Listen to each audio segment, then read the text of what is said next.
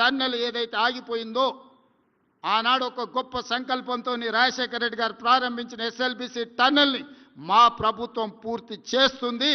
ఆ కార్యక్రమాన్ని ముందుకు తీసుకువెళ్తాము. గోదావరి జలాల మీద ప్రారంభించిన ప్రాణహిత చేవెళ్ల ప్రాజెక్టును పూర్తి చేసే బాధ్యత మాది, మా ప్రభుత్వాన్ని. కృష్ణానది జలాల మీద రాజశేఖర రెడ్డి గారు ప్రారంభించిన ఎస్ఎల్బిసి టన్నెల్ని పూర్తి చేసి నల్గొండ జిల్లా రైతాంగం యొక్క కలలు నెరవేర్చే బాధ్యత మా ప్రభుత్వం తీసుకుంటుంది అని చెప్పి నేను ఈ సందర్భంగా తెలియజేస్తున్న మిత్రులారా.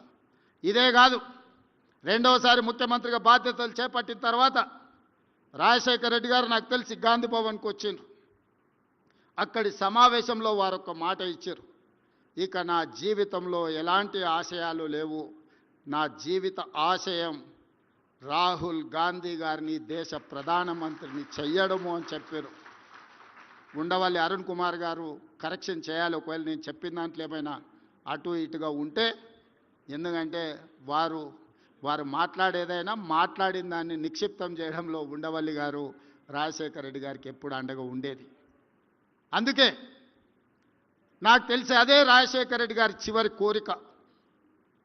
ఆ చివరి కోరిక నేను వైఎస్ షర్మిల గారు, డాక్టర్ కేవీ రామచంద్రరావు గారు, రఘువీరారెడ్డి గారు, అదేవిధంగా ఇక్కడ ఉన్న పెద్దలందరం రాజశేఖర రెడ్డి గారి చివరి కోరిక అయిన రాహుల్ గాంధీ గారిని దేశానికి ప్రధానమంత్రిని చేసే వరకు విశ్రమించబోము.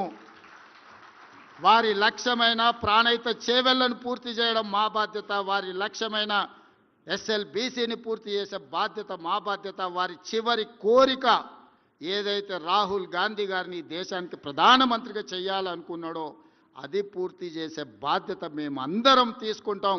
మీ అందరి సహకారం ఉండాలి. మీరందరూ అండగా నిలబడితే ఇది అసాధ్యమైన కోరిక కాదు. అసాధ్యమైన ఉచిత కరెంటును రాజశేఖర రెడ్డి గారు చేసి చూపించారు. రాజీవ్ ఆరోగ్యశ్రీని అమలు చేసి చూపించారు. ఫీజు రియంబర్స్మెంట్ అమలు చేసి చూపించారు. మైనారిటీలకు 4% రిజర్వేషన్ అమలు చేసి చూపించండు. వారు మరణానంతరం కూడా 16 సంవత్సరాలైన వైఎస్ఆర్ అంటే నిన్ననో మన్ననో మేము కలిసినట్టు జ్ఞాపకాలు.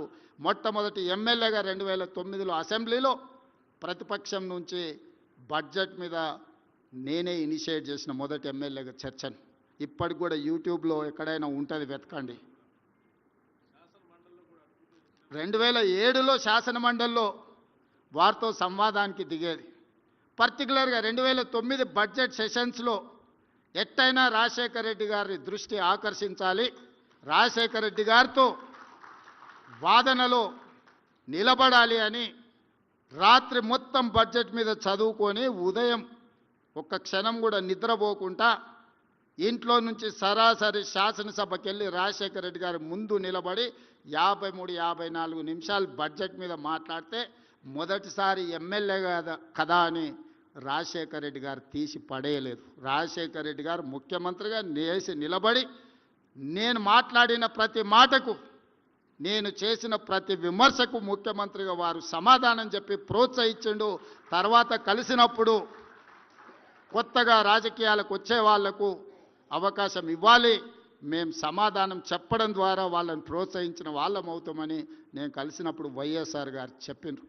అందుకే ఈనాటికి శాసనసభలో ఎమ్మెల్యేలు మాట్లాడితే నేను లేచి సమాధానం చెప్పడానికి ట్రై చేస్తాను. నాకు ఎప్పుడు గుర్తొస్తుంది, మొదటిసారిగా 2009లో శాసనసభలో బడ్జెట్ మీద నేను లేవనెత్తిన అంశాలు రాజశేఖర రెడ్డి గారు వివరించిన తీరు రాజకీయాల పట్ల ఒక నమ్మకం, విశ్వాసం కలిగించింది.